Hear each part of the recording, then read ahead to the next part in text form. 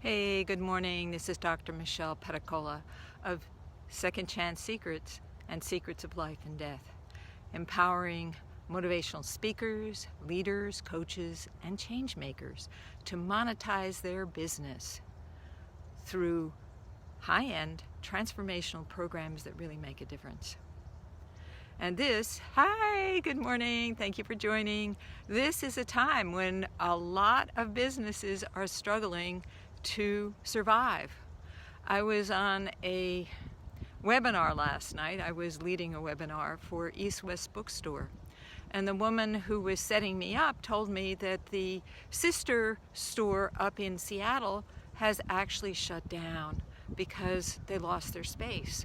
And right now, with the closing in of, the increase in the virus, and that they're actually starting to implement more strict measures around shelter in place, it could be the end of the bookstore down in Mountain View. We are in a time of change. Now, first of all, I want to appreciate the fact that we have rain right now, because that kind of means the end of the fire season here in California. And the fire season is very, very scary, and it can totally burn away and destroy lives. Of course, I do believe it's nature's way of telling us that we really need to change our ways.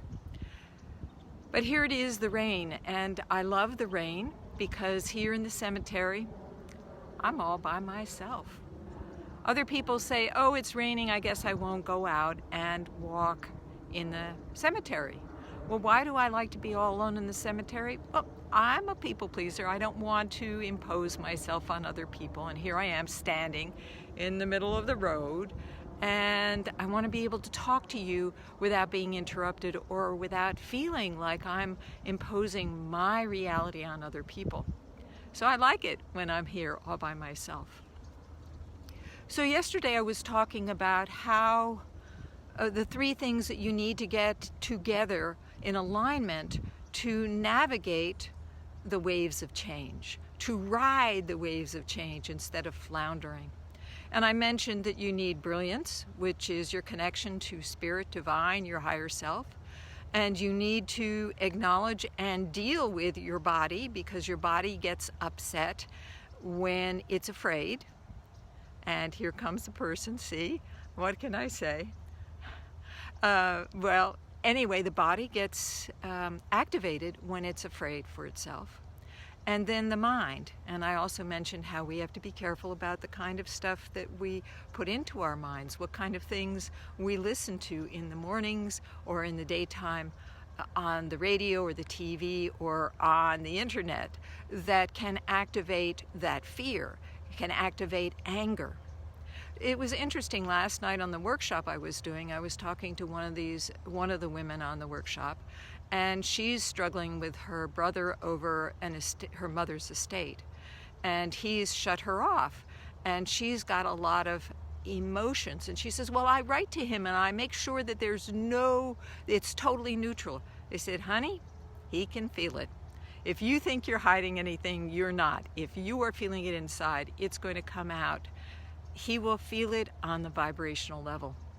And so I was telling her that she needs to release the emotions. She said, well, I've tried it and it just seems like it goes on and on and on. I said, that's because you don't know how to really release your emotions.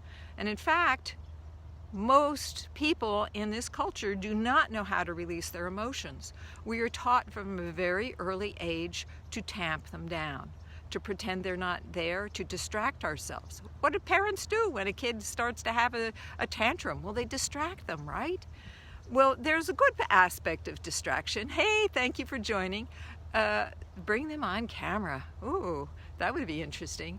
The distraction actually is changing your focus, and oftentimes we aggravate our misery, we aggravate our sadness or anger by thinking about things that make us more mad. So one of the first things that you want to work on, besides releasing your emotion, is changing the input, the brain input.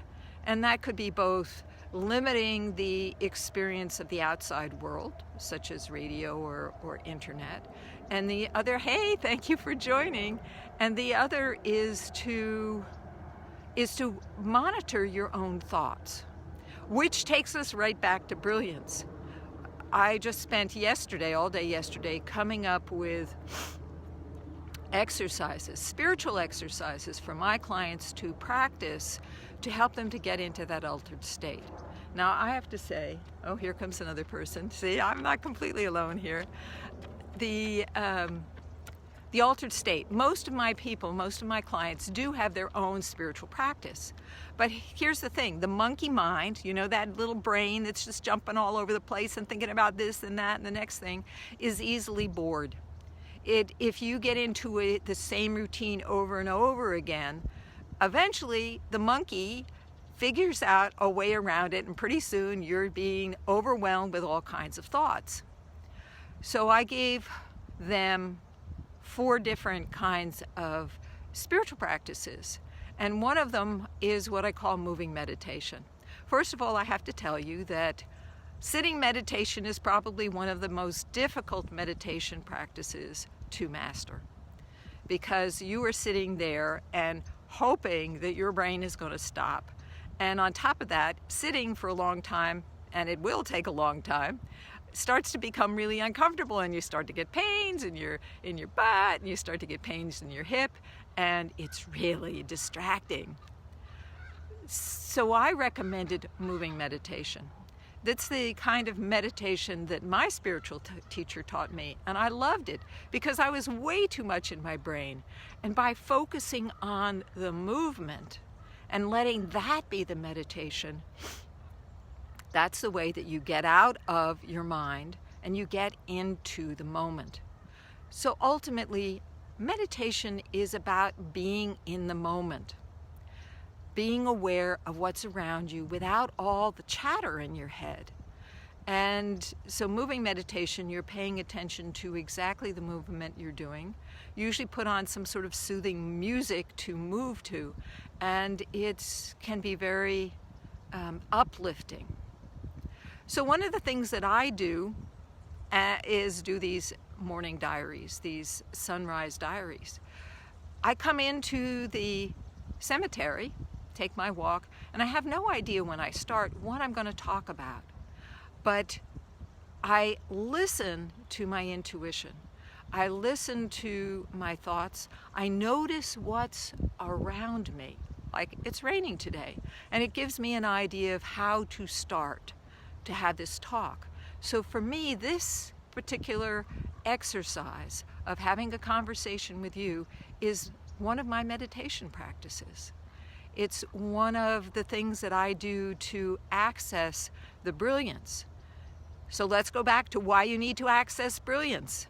Brilliance is your solution. Hi, good morning, thank you for joining. Brilliance, your intuition, your higher self, is your pathway out of these intense waves of change.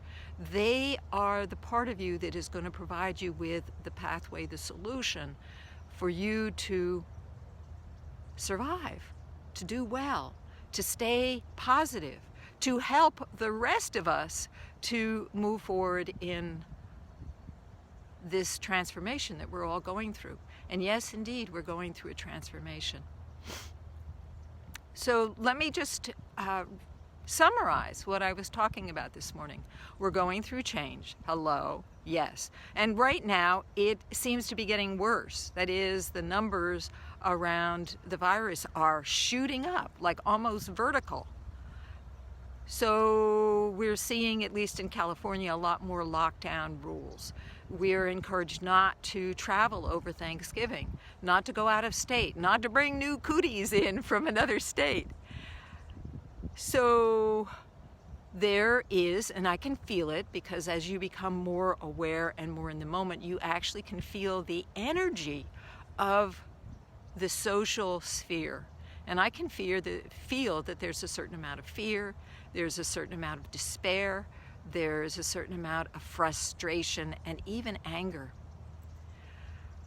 So I get into that spiritual place, that higher mind, to shift me out, because for one thing, I know that's not my energy, that's somebody else's energy. I go into that higher space because it provides me with intuition for what I need to do. I take care of my body.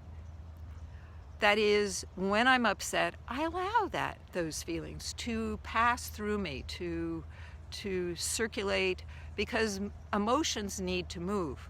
I also take care of my body in other ways, like I walk. Even though it's a rainy day, I'm out here walking because the body needs to move. I also watch what I eat. I'm not here to tell you what you need to eat. There's a lot of stuff out there on what you should eat and what you should not eat, and you need to do the research. And finally, the mind. So the mind is part of your consumption. That is, you consume thoughts, and that feeds or fasts your spiritual being. You want to bring in thoughts and information that actually uplifts you. Okay, so that sounds a little Pollyanna-ish, but it's not. Because as you get into that higher state, as you get into that more positive state, you're vibrating at a higher level. And your vibration affects the people around you. Believe me, it really does. And so the higher you are, the more positive and high vibration you are, you affect other people, and that lifts their vibration. And that, believe me, is what we really want to do to transform this world, to change the problems of the world. We don't necessarily need to go at them linearly or materialistically. I believe that what we're asked to do right now is to move at a whole different plane to cause the change that we actually need to bring about in this world. And if you don't think we need a change in this world, you haven't been paying attention. Climate and Mother Nature have been sending very, very loud messages. And you might want to check into your own body and see if there are any aches or pains or messages there. Sometimes we're so used to tamping down our bodies, we don't even realize that our body's speaking to us until it gets really loud and it's really chronic, and then you really have to go and get medical attention to change. And then finally, watch out for what you're thinking about, what you're bringing into your thoughts. Are you thinking about hate and anger? Or are you thinking about love and gratitude? Love and gratitude are where you want to be. Just notice inside your own body when you feel angry, when you feel hatred. Doesn't your body kind of tighten up? Well, that's not really good for the body. How do you feel when you feel love, when you feel grateful? Like, what do you feel grateful for? We're going into Thanksgiving. It's time for gratitude. What do you feel grateful for? Well, yesterday I was doing some Sufi movement, some slow movement, to show my clients how you do slow movement meditation. And I said, oh my gosh, I haven't done this in so long. And the memory that came up flooded my body. And in a very, very short time, I was in a very, very high state. So that when I got up and I danced, there was this fluidity that had been missing. And that's what we need. We need to be fluid, to flow and ride the waves of change. I've got to get going. You have a great day.